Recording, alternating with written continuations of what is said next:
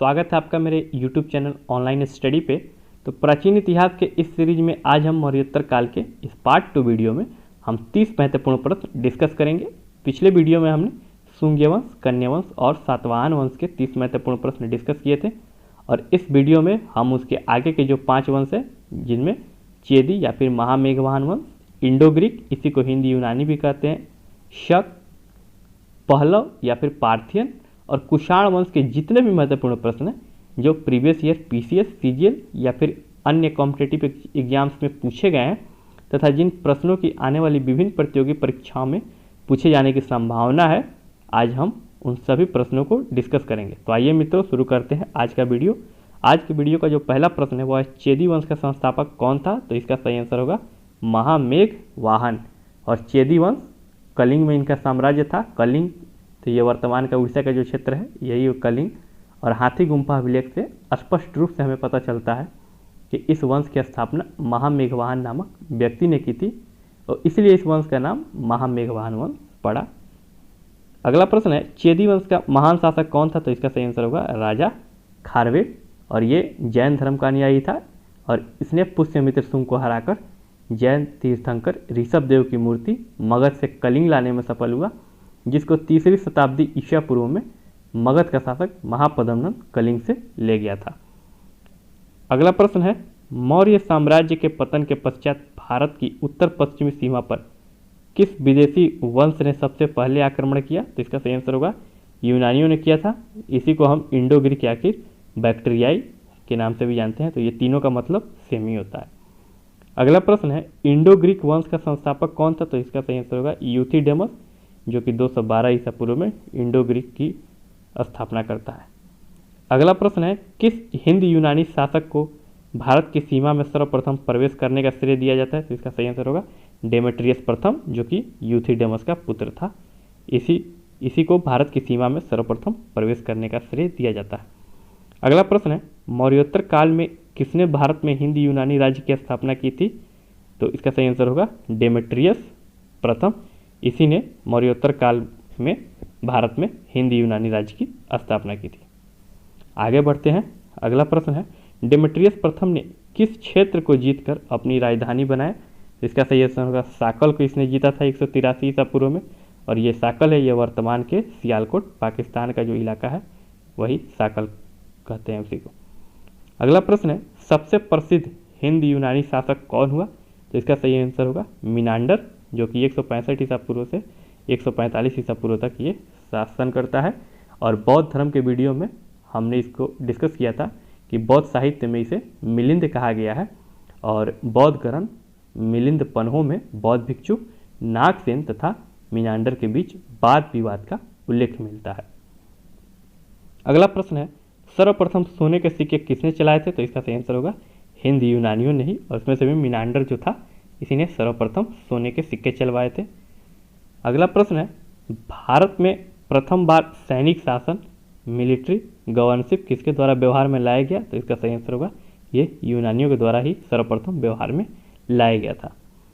अगला प्रश्न है भारतीय रंगमंच में यवनिका यानी कि पर्दा का शुभारंभ किसने किया था? तो इसका सही आंसर होगा यूनानियों ने ही।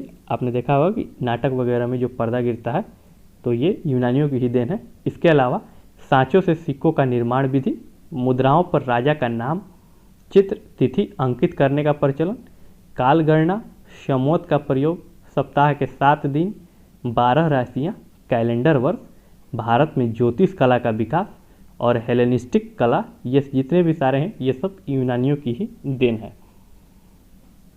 तो हिंद यूनानी से जितने भी महत्वपूर्ण प्रश्न हैं वो हमने डिस्कस किए। अब आगे बढ़ते हैं। अब बात होगी शकों की।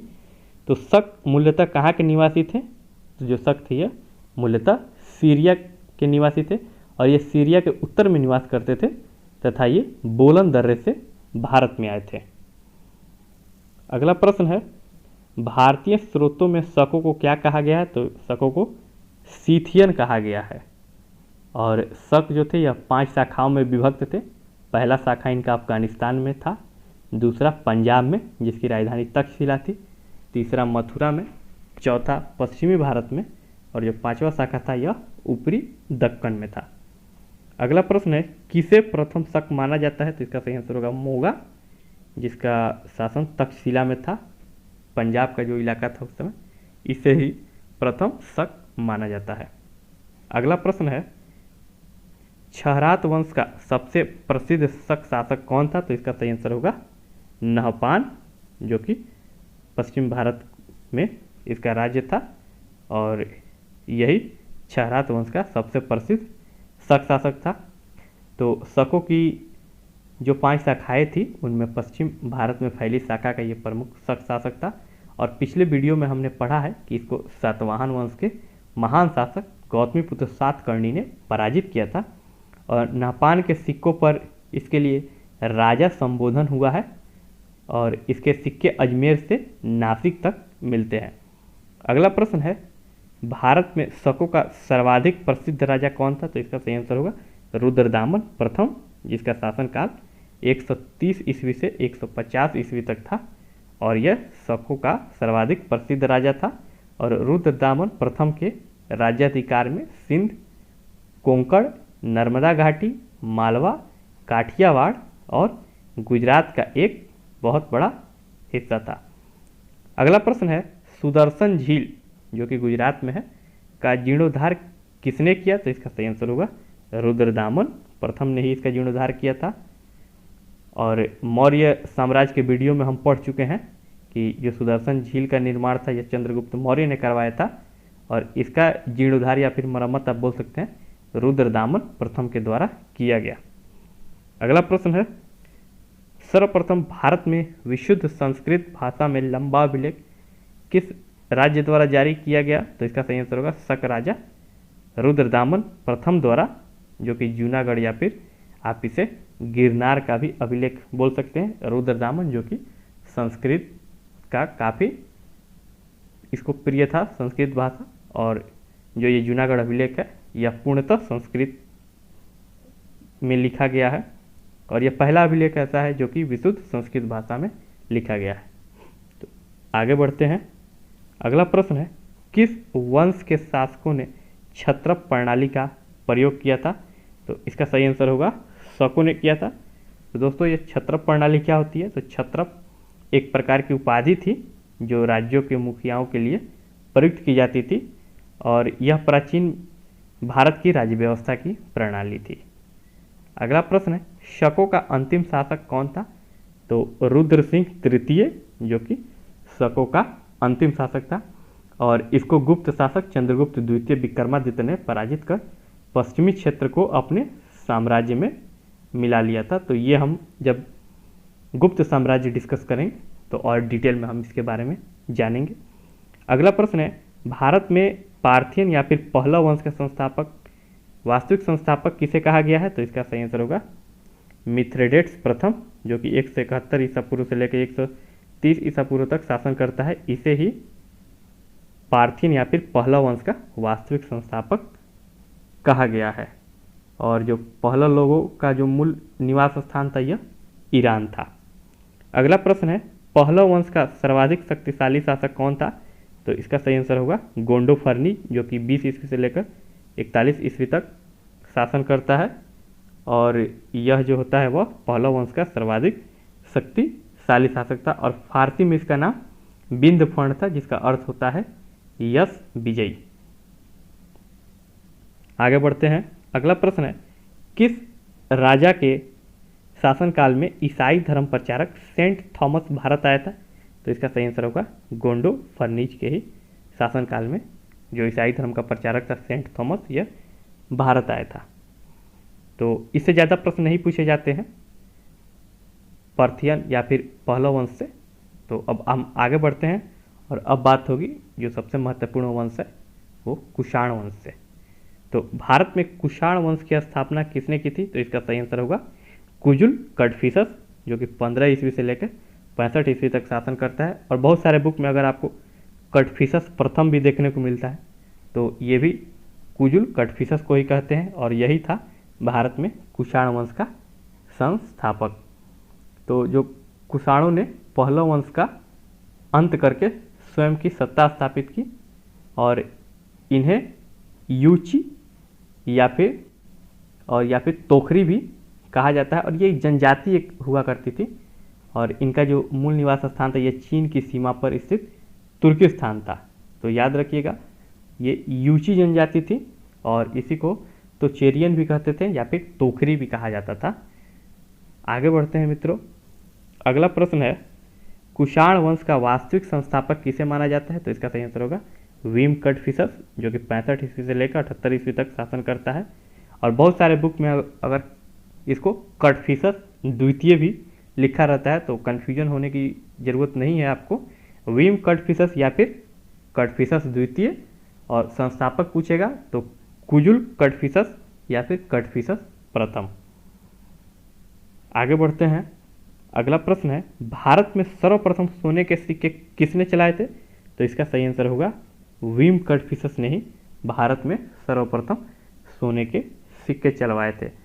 और यह जो था यह शिव का अनुयायी था और इसने महेश्वर की उपाधि धारण की थी और इसने बड़ी संख्या में सोने के सिक्के जारी किए और उनमें से कुछ सिक्कों पर शिव, नंदी तथा त्रिशूल की आकृतियाँ मिलती है। तो यहाँ पर आपको कंफ्यूज होने की ज़रूरत नहीं है। सर्वप्रथम सोने के सिक्के किसने चलाए थे? तो हिंदी यूनानी। और भारत में सर्वप्रथम सोने के सिक्के किसने चलाए थे? तो वीम कटफिसस। और सबसे शुद्ध सोने के सिक्के किसने चलाए थे? तो कुषाणों ने। और सबसे अधिक मात्रा में सोने के सिक्के किसने चलाए थे? तो गुप्तों ने। तो जो गुप्त वंश था वो उसने सबसे अधिक सोने के सिक्के चलवाए थे। आगे बढ़ते हैं दोस्तों। अगला प्रश्न है, कुषाण वंश का महानतम शासक कौन था? तो इसका सही आंसर होगा कनिष्क। और 78 ईस्वी में इसने राज्यारोहण किया और शक संवत चलाया था। शक संवत भारत का राष्ट्रीय पंचांग है और जिसे भारत सरकार ने 22 मार्च 1957 को अपनाया था। और यह चैत यानी कि मार्च से प्रारंभ होता है 21 या फिर 22 मार्च से, और फागुन इसका अंतिम महीना होता है। अगला प्रश्न है, कनिष्क की राजधानी कहाँ थी? तो जिसकी पहली राजधानी थी यह पुरुषपुर थी, जो कि वर्तमान का पेशावर पाकिस्तान का इलाका है। और जो इसकी दूसरी राजधानी थी यह थी मथुरा थी। इसने मथुरा को जीतकर अपनी दूसरी राजधानी बनाया था। और इसके अलावा जो कनिष्क था इसने कश्मीर जीतकर वहाँ कनिष्कपुर नामक नगर बसाया था। अगला प्रश्न है, चतुर्थ बौद्ध संगति किसके शासनकाल में हुआ था? तो इसका सही आंसर होगा कनिष्क के ही शासनकाल में चतुर्थ बौद्ध संगति हुआ था। और बौद्ध धर्म में हमने पढ़ा है कि चतुर्थ बौद्ध संगति प्रथम ईसा पूर्व में कनिष्क के शासनकाल में कुंडलवन कश्मीर में आयोजित हुई थी, जिसके अध्यक्ष वसुमित्र तथा उपाध्यक्ष अश्वघोष थे। और कनिष्क जो था वह बौद्ध धर्म के महायान शाखा का अनुयायी था। तो डिटेल में हम इसे बौद्ध धर्म में पढ़ चुके हैं। तो आगे बढ़ते हैं। अगला प्रश्न है, चरक और नागार्जुन जैसे विद्वान किसके दरबार में थे? तो इसका सही आंसर होगा कनिष्क के दरबार में थे। आगे बढ़ते हैं। अगला प्रश्न है, किस शासक को द्वितीय अशोक कहा जाता है? तो जो इसका सही आंसर होगा वह होगा कनिष्क। कनिष्क को ही द्वितीय अशोक कहा जाता है। अगला प्रश्न है, किस चीनी शासक ने कनिष्क को हराया था? तो इसका सही आंसर होगा पान चाओ, या फिर बहुत सारे बुक में आपको पेन चाओ भी देखने को मिलेगा। तो पान चाओ या फिर पेन चाओ, अगर ये मिले तो दोनों सेम ही है। तो इसी ने कनिष्क को हराया था। हालांकि फिर बाद में कनिष्क ने पान चाओ को हरा दिया था। तो पहला युद्ध हारने के बाद कनिष्क दूसरा युद्ध पान चाओ से जीत गया था। अगला प्रश्न है, और इस वीडियो का अंतिम प्रश्न है, भारतीयों के महान रेशम मार्ग किसने आरंभ कराया? तो इसका सही आंसर होगा कनिष्क ने। तो इस तरह से यह वीडियो यहीं पर समाप्त होता है। पिछले वीडियो में हमने जो कि इसका पार्ट 1 था तो मौर्योत्तर काल का पार्ट 1, और इस वीडियो जो कि पार्ट 2 था, तो दोनों मिलाकर हमने 63 महत्वपूर्ण प्रश्न डिस्कस किए जो कि विभिन्न एग्जाम्स में पूछे गए हैं और प्रीवियस ईयर के पीसीएस या फिर सीजीएल एग्जाम में आए हुए प्रश्न हैं। और वो भी प्रश्न हैं जो कि आने वाले प्रतियोगी परीक्षाओं में जिन प्रश्नों की पूछे जाने की संभावना है। तो उम्मीद करता हूँ आज का वीडियो आपको अच्छा लगा होगा। तो कमेंट करके बताएं आज का वीडियो आपको कैसा लगा है। और अगर यह वीडियो आपको अच्छा लगा है तो चैनल को लाइक करें, शेयर करें और सब्सक्राइब करें, ताकि हमारे जितने भी आने वाले वीडियो हो वो आपको आसानी से प्राप्त हो सके। तो पूरा वीडियो देखने के लिए आपका बहुत बहुत धन्यवाद।